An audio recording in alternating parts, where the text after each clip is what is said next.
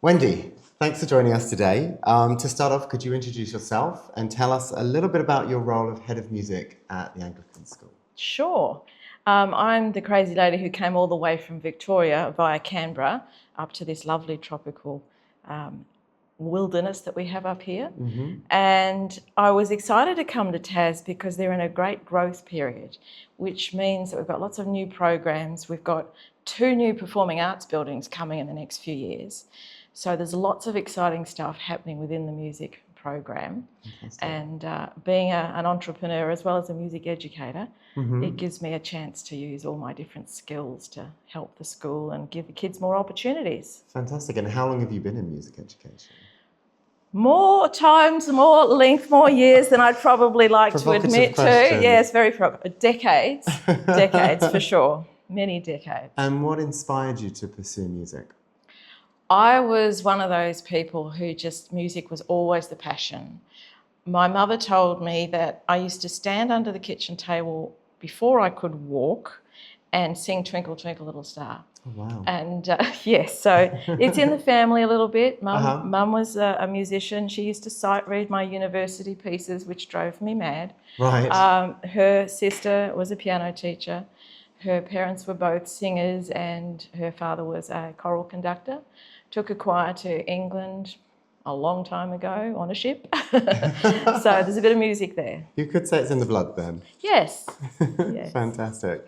Okay, we're going to move on to some questions about classical music because Sure. we're from the Australian Festival of Chamber Music. In your opinion, how relevant is classical music in today's society, especially in a world dominated by digital streaming and popular music? I think classical music is in a world of its own because even though we've got popular music, obviously very popular with the younger generations as they come through, classical music has an appeal across all age levels.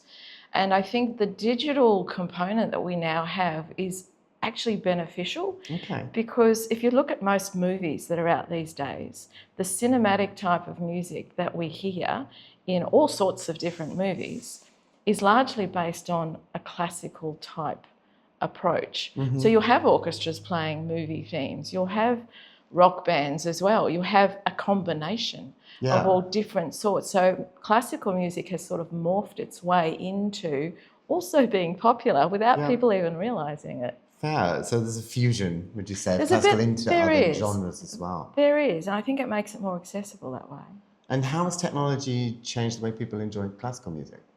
Well, again, the word accessible just springs to mind. People can listen to it on their iPhones, they can watch it on YouTube. There's just every means these days, as well as obviously if they've got the opportunity going to the live performances, which there's nothing like that. Yeah. Well, classical music's been around for centuries. Why do you think it's endured for so long?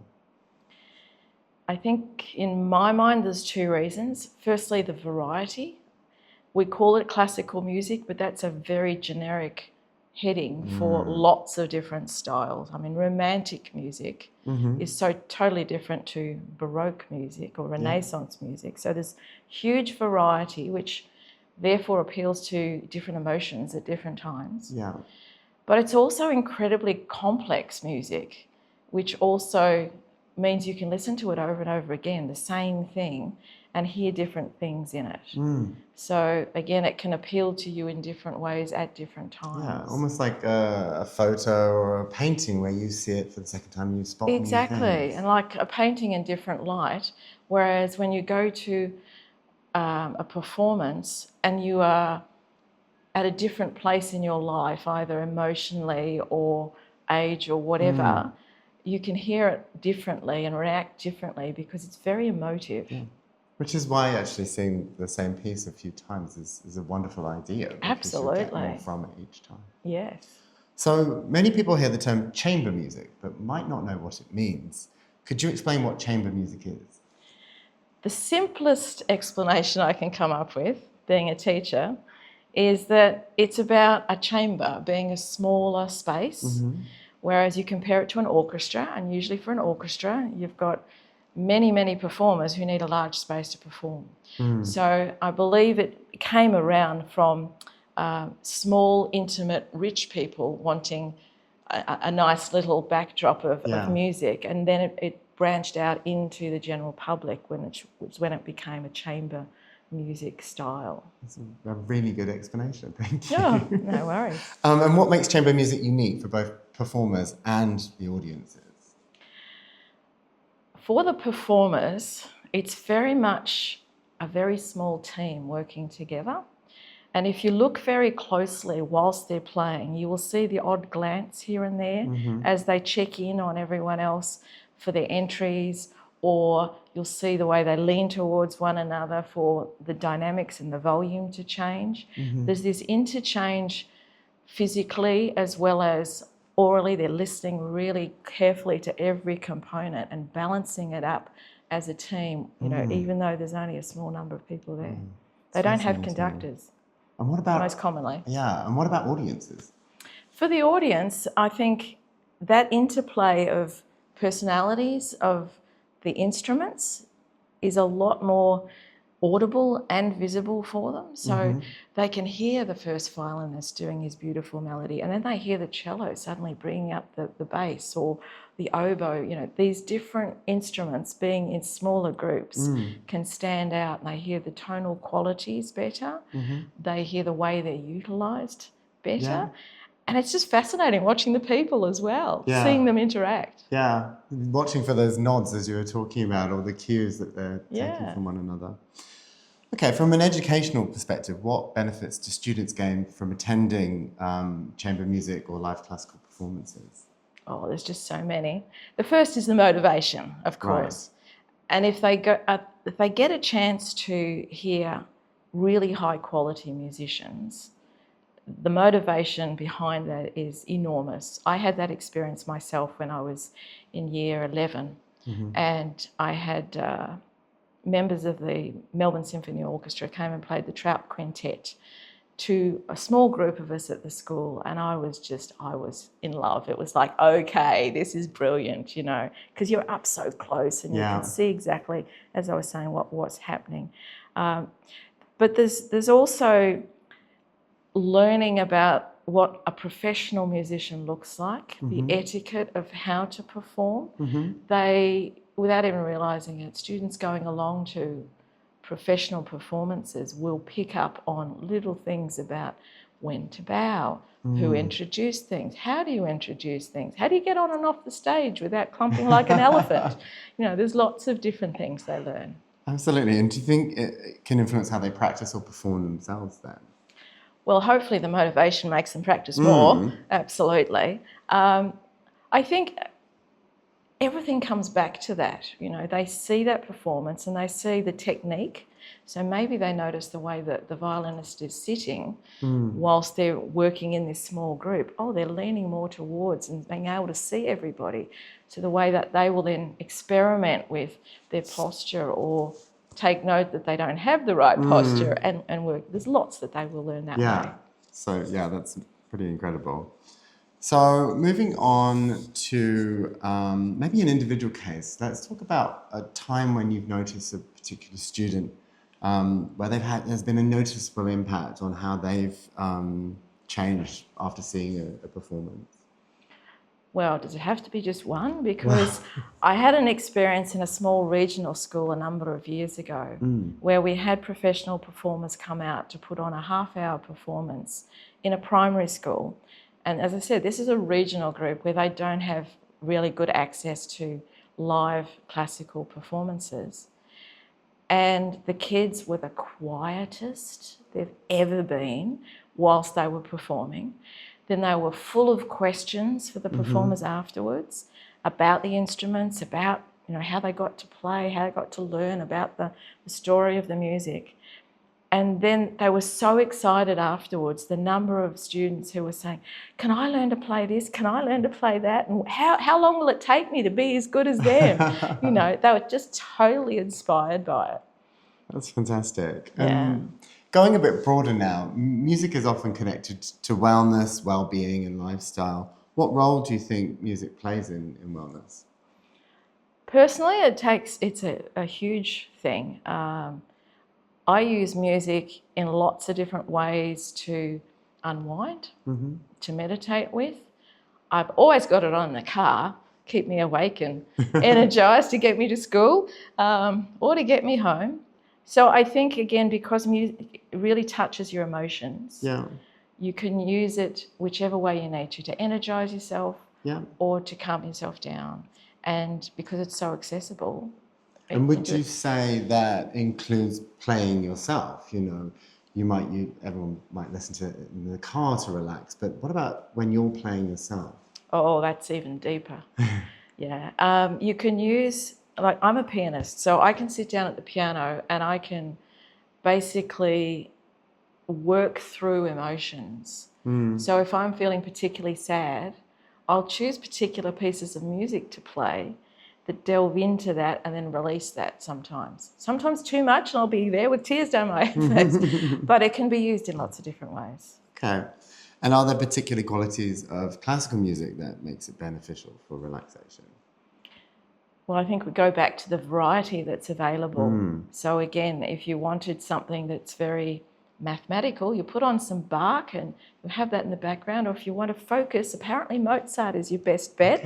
Put Mozart on in the background while you're trying to study or, figure something difficult out. I love Mozart, but I think it probably distracts me because I get so excited about what I I'm listening know. to. I get distracted when music's on in general. I can be having a conversation with somebody and literally a song comes on and that's it. My brain just flies away. Yes. But sometimes people feel classical music is intimidating or maybe not for them. Why do you think that perception exists? I think it's often simply because they haven't had the experience of it. It's an unknown to them. And anything that is unknown to us usually is a bit scary.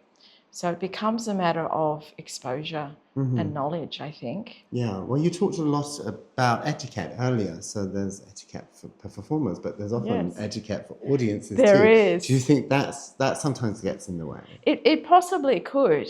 It could for sure. Like when there's a piece of music that's in 3 movements and people know not to clap between the movements and then somebody claps and they go, oh, yes, that's not, a nice moment for them. Right, So it can be a bit, it could be daunting. So that's why you go with a friend who knows what they're doing. There you go. Get yourself a friend and then get down to the Australian Festival of Chamber Music. Yes. How can we break down some of the barriers, though?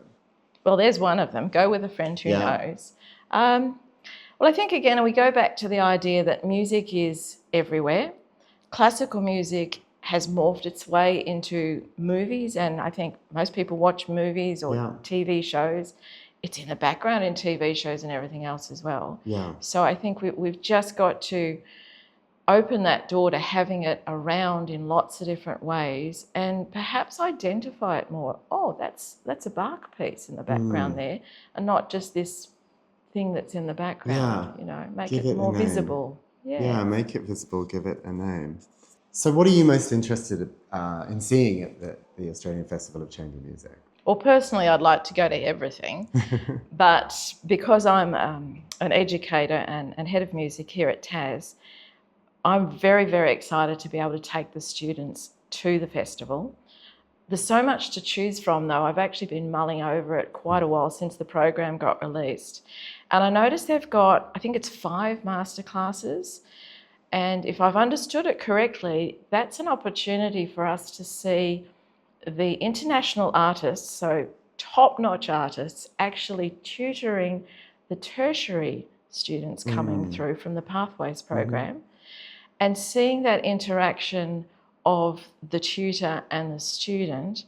I want to take our students along and see how that plays out and how they're actually on that path already by learning their instruments and putting in the practice to be able to get to that level. Yeah, it's almost like looking underneath the bonnet of a car. Yes, this is the how-to. Yeah. And where you're getting to as well, it's the goal of this is where you want to go. Well, you've got that beautiful performance, which is the Swan gliding along the water, Yes. and then furiously underneath you're Yes. seeing actually what's happening. So Yes. yeah, The paddling. it would be wonderful for them. How can schools and music programs encourage young people to engage more with live classical music? The first thing is to make it accessible to the students. And if I hark back to when I was teaching in the regions in Victoria, there's very few music teachers around to be able to teach the kids music. They didn't have access to instruments unless the parents were spending a bit of money. So the first thing is to get every school in Australia to have a music program which is run by a musician of some sort. So if you can get the kids hands-on to instruments with somebody who knows how to use the instruments, then you spark that curiosity in them, the creativity in them, which then can take off into anything. Of course, we're very lucky because a lot of musicians are creative and charismatic in themselves as well, which makes them inspiring, right? Exactly right.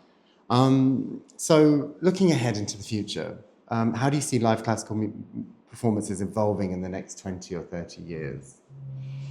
Well, I think we've already started to see some live orchestral concerts where you've got either a movie playing in the background and they're playing the movie theme for you, or they've got snippets of the wilderness if they had a wilderness theme. And I think if we start to bring that digital technology into our live music performances, then we're also enabling people with those different brain activities. Some people are more visual, some people are more cognitive, some people are more oral. They get the best of everything at once. Yeah. So lots of different ways. And that's a way of actually bringing diversity in terms of the audiences to music, right? Absolutely. Moving the concerts into different areas, and I believe that that's the intention of using different performance spaces. You've got a concert in the cathedral, which is St Monica's Cathedral, which is an amazing space acoustically, and then smaller spaces as well where it becomes more intimate. That all just opens up the door to different possibilities of people to feel comfortable in the environment as an audience member. So let's think about maybe some of the local Cairns audience who may be new to live classical performance. Where would you suggest they begin? That's a very, very big question. I think it's almost like any other new hobby. You want to have a dabble at lots of different things. You don't just say, I'm going to be a landscape painter. You might start painting and eventually become a landscape painter, not a portrait artist. So in music, it's going to be a matter of, let me have a listen to some Baroque music. Do I like that? Does that, maybe not. Let's try some romantic. Let's try some pure classical Beethoven or Mozart. But if you have a friend or you just Google the absolute most well-known classical pieces and you delve into those, YouTube, wherever it is, it can be just the audio. Surf around until you find at least one that you think, oh, that's not too bad. And then follow that little trail of breadcrumbs in terms of the style. So if it's romantic music you like, have some Debussy, have some Chopin, and keep exploring. Okay. And I think one of the great things we've got in the festival is called A Wonderful World. And we've got a lot of music in there that people might recognise. So that might be a good one for them. Absolutely. Yeah, that's almost like that crossover, or that diversity of having something that's in the popular vein that's morphing its way into that classical field of let's just do it together. Fantastic. Well, thank you for your time today. It's been wonderful to chat. And look forward to hosting you at the festival later. Very much looking forward to it. Thanks, Wendy. Thanks. Bye.